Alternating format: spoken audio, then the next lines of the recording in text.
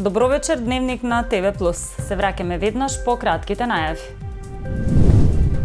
Порака наша со новогодишна продажна изложба. Бројни активности во библиотеката во 2020 година. Димитровска од инклузива во став.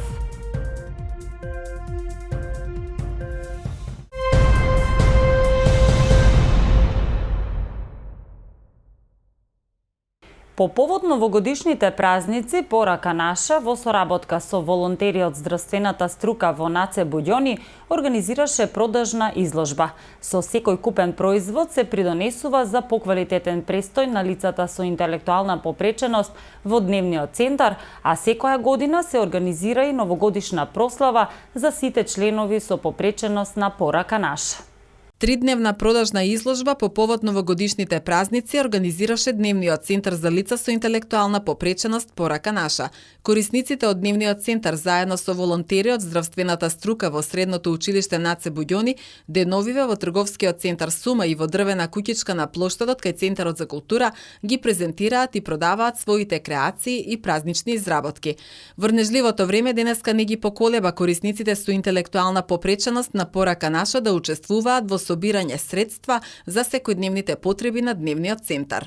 Ние сме ученици од НАЦЕ Буѓони Куманова, по струка медицинска сестра, и ова продажба во соработка со Порака наша Куманова има одредени честитки, некои украси кои ги изработуваат тие од чишарки, од свеќи, списанија.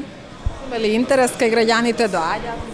Па доаѓаат, учествуваат, поголем дел прашаат, оставаат пари само така, не земаат ништо, а има некои што купуваат. Продавамо украс, продавамо. Кој ги изработуваше овие украси кои што денеска ги продавате на кумановци? Порака наша. Кој ви помагаше? Фроси, Матина, Цика, Светле. И вчера, доноска и оној ден беше. Значи 3 дена трае продажната изложба. Доаѓаат ли луѓето? Купуваат нешто? Доваѓа да купуваат овие.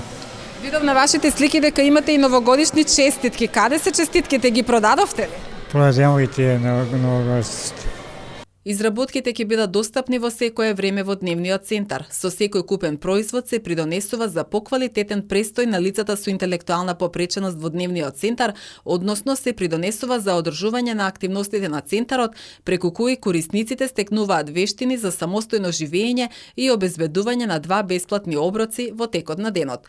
Со средствата од новогодишните продажби исто така секоја година се организира и новогодишна прослава за сите членови со попреченост на Порака наша. Годинава за прв пат корисниците на Порака наша имаат своја новогодишна куќичка на градскиот плоштад. Збогатување на книжниот фонд, средби со писателите, литературни читања, промоции на книги, наградни конкурси се предвидени во програмата за работа на јавната установа библиотека Тане Георгиевски за 2020 година, која денеска беше усвоена на седницата на Советот. Повеќе од изјавата на новата директорка на оваа установа Христина Алексовска.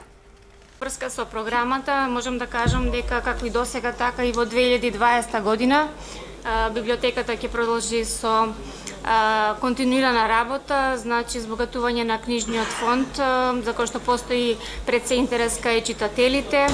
Ќе бидат обезбедени книги на македонски јазик, потоа на сите други јазици за кои што има потреба, албански, англиски, бугарски, ромски, така натаму.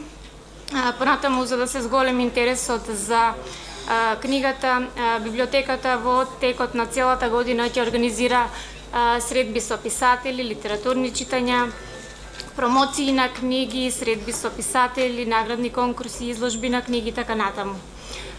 Понатаму ќе се организираат и голем број на работилници, каде што ќе бидат вклучени учениците од основните, средните училишта. Традиционално, секоја година по повод месец на книгата ќе се организира награден литературен и ликовен конкурс. Понатаму, сите овие програмски активности кои што се предвидени ќе бидат предвидени околу 664.000 од сметката блок дотации и околу 505.000 денари од сопствените приходи. Во врска со ова се надевам дека овие бројки ќе бидат проширени согласно потребите на библиотеката и се надевам дека сите овие активности кои што ќе ги реализира библиотеката Таня Георгиевски пред се ќе бидат насочени кон популаризација на книгата. Почна изградбата на локалниот пат од кумановската населба Вера Которка до село Билјановце во должина од 2,6 км, соопштија надлежните од општина Куманово. Патот се гради со средства обезбедени од проект за кој аплицираше општината до Агенцијата за финансиска поддршка во земјоделството и руралниот развој. Досега жителите од двете населени места користеа пат кој само бил пробиен, изграден од локалното население. Со изградбата на патот се очекува побезбедно и поефикасно поврзување на двете населени места.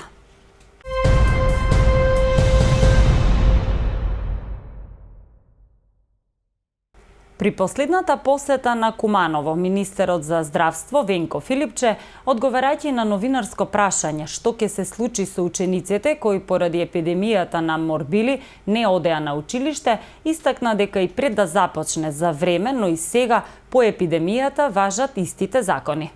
Иако официјално заврши епидемијата на морбили, министерот за здравство Венко Филипче при последната посета на Куманово неделава нагласи дека треба да продолжи забраната за првачињата кои немаат уреден вакцинален картон.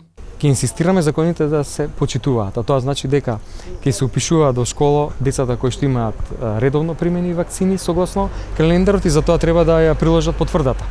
Во меѓувреме за време на епидемијата се смени правилникот за упис во градинка и сега и тие деца мора да се задолжително вакцинирани за да бидат примени во градинка. И мора граѓаните да знаат дека тоа е единствениот начин за да се одржи колективниот имунитет.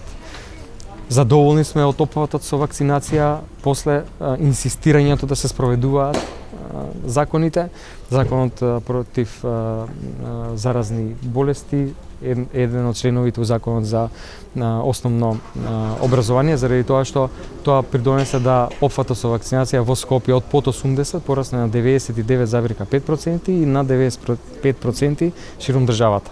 Што веќе значи дека имаме колективен имунитет. Според Филипче сериозно е намален ризикот повторно да се појави епидемија на морбили. За време на епидемијата имаше 1900 лица заболени, а 9 деца починаа. 10% од заразените со мали сипаници беа здравствени работници. Сдруженијето за промоција и развој на инклузивно општество Инклузива од Куманово започна кампања за учество на лицата со попреченост во политичкиот и јавниот живот.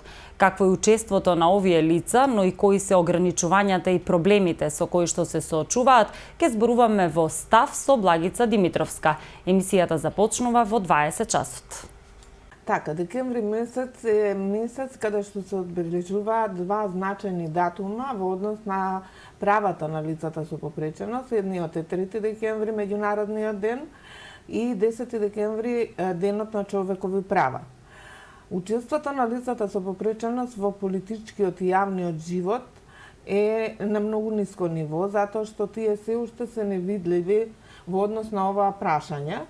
Инклузива на оваа тема работи од 2016 година, па континуирано до денеска, но сите знаеме дека е објавено дека ќе има предвремени парламентарни избори и кампањата се однесува за да се мотивираат политичките партии да имаат пристапни кампањи, но и да вклучат на своите листи лица со попреченост. Ќе ја водиме се до месец април, кога ќе се спроведат изборите, но ќе следат и ред други активности кои се однесуваат на нивното учество. СВР Куманово поднесе кривична пријава против 46 годишен жител на селото Гошинце, општина Липково, поради постоење основи на сомнение за сторено кривично дело вршење јавен превоз без поседување лиценца, информираат од Министерството за внатрешни работи. На 15 септември годинава на локален пат Куманово село Липково, пријавениот без регистрирана дејност во својство на физичко лице со товарно возило Мерцедес во негова сопственост вршел јавен превоз на огревно дрво без лиценца.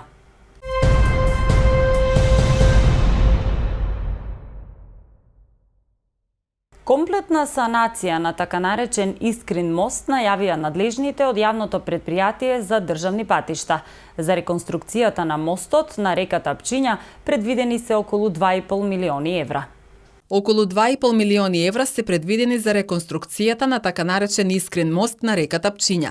Предвидената санација е според основен проект за санација изработен од проектант Геинг Скопје и ревидиран од Градежниот факултет. Според директорот на јавното предпријатие за државни патишта Зоран Китанов, станува збор за мост во должина од 355 метри со сериозни оштетувања. Столбовите на мостот се армирано бетонски и нивната висина се движи од 18 до 23,5 метри, Китанов при увидот на патниот правец Куманово Свети Николе, кој што е рехабилитиран во цела должина од 42 километри. Бидејќи завршени се тендерите, се под рок на жалба за фамозниот Искрин мост, кој што вие може да се уверите не бил долги години третиран и не знам зошто, но тендерот завршува и очекувам веќе за да имаме изведувач за некои си недела дена, за да може да отпочне и таа негова реконструкција, бидејќи се работи за сериозни оштетувања, а за доста голем објект. Предвидената санација подразбира комплетна санација на сите столбови со нивно проширување од 15 см по целата висина, комплетна санација на главните челични носачи, менување на лежишта со нови лежишта по европски стандарди, комплетна санација на постоечката армирано бетонска плоча, изведба на хидроизолација и нова асфалтна конструкција, изведба на нови дилатациони спојници по европски стандарди и изведба на нова еластична одбојна ограда по европски стандарди.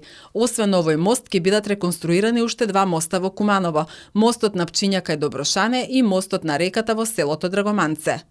Компјутери, принтер и разна друга стока од почетокот на месецот завршиле во рацете на цариниците. Како што информираат од Царинската управа, два нови десктоп компјутери со тастатури биле откриени од мобилните царински тимови при контрола на српски џип управуван од турски државјанин пријавен за влез во државата на граничниот премин Табановце. Непријавените апарати, пронајдени во багажникот на возилото, се привремено задржани, а против возачот е поднесено барање за поведување прекршочна постапка. Вкупно 390 парчиња, 24 сета и 36 литри разна стока, електричен и рачен алат, делови за возила, пили, прашок за перење, дезодоранси, пијалоци биле откриени исто така од мобилните царински тимови на Табановце при контрола на товарно моторно возило управувано од македонски државјанин.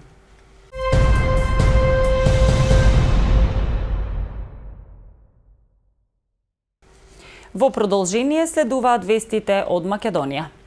Кон крајот на следната недела ќе биде познато името на техничкиот премиер, откако следниот петок ќе заседава Централниот одбор на партијата, а претходно ќе се состани извршниот одбор. Ова го изјави денеска премиерот Зоран Заев.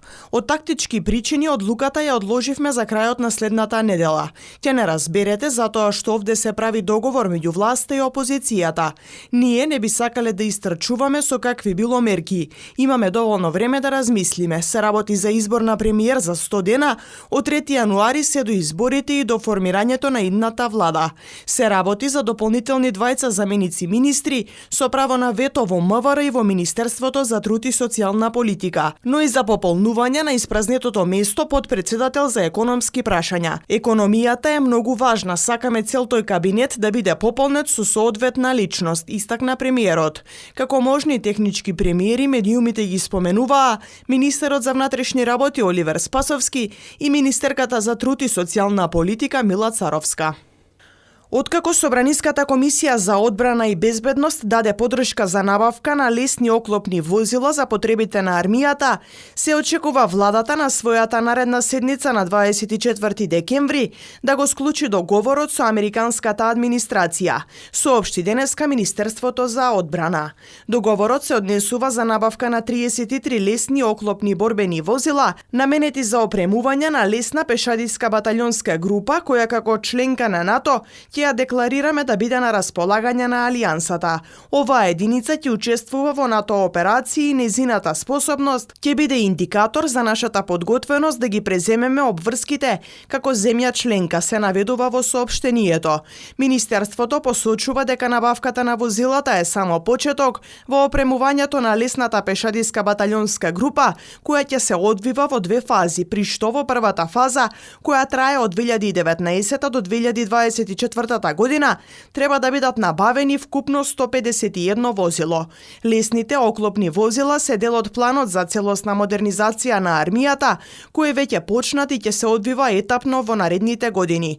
Во таа насока за 2020 година е предвидено околу 20% од буџетот во одбраната да се намени за модернизација на капацитетите. Просечната пензија од јануари наредната година е предвидено да се покачи на 15.500 денари, а владата за 2020 година во буџетот, кој што е во парламентот и деновиве треба да се усвои, предвиде покачување од 700 денари и дополнително усогласување околу 200 денари, изјави премиерот Зоран Заев на денешната неформална средба со пензионерите во Скопје, на која заедно со министерот за здравство и министерката за труд и социјала ги презентираа мерките посветени на постарите граѓани. Премиерот рече дека пензиите во 2020 година ќе пораснат за околу 900 денари, односно, како што појасни, со доаѓањето на власт од јуни 2017 година до почетокот на идната година вкупно ја покачиле просечната пензија за 1746 денари. Со оваа мерка, според премиерот Заев, за цела идна година пензионерите во просек ќе добијат 10.000 денари повеќе или околу 850 денари месечно.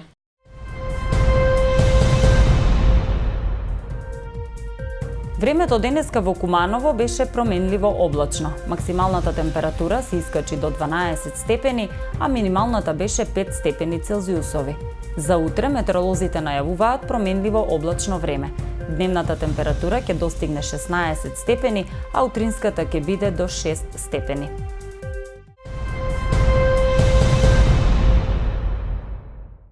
Тука е крајот на дневникот. Ви благодарам за вниманието. Имајте пријатна вечер.